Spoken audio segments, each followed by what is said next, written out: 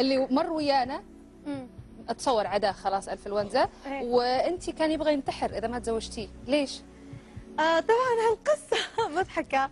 انا قمت فجاه من النوم الصبح عندي على فكره الظهر، هذا الصبح عندي لان انا يبدا اليوم عندي من بعد الساعه 1 2 الظهر هني اصحى من النوم.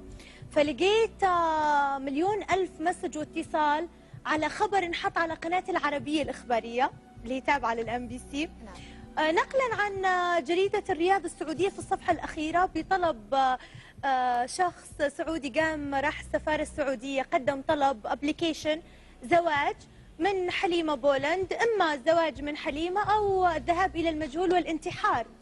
فتفاجأت وبعدين دزوا الولد، اكتشفوا انه مهووس فيني فدزوه الى مكانه باهله، كان عمره 27 سنة وحاطين الأحرف الأولى من اسمه.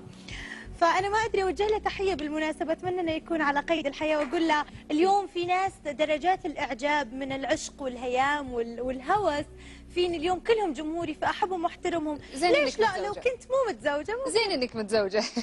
زين إنك متزوجة. أنت بيصير لك شغلات كذا؟ واحدة مثلا تنتحر عشان هاني سلامة؟ يعني ربنا ما يجيبش كده يعني، بس يعني بتحصل، بس أنا ما بقفش أصلي عند الحاجات دي يعني.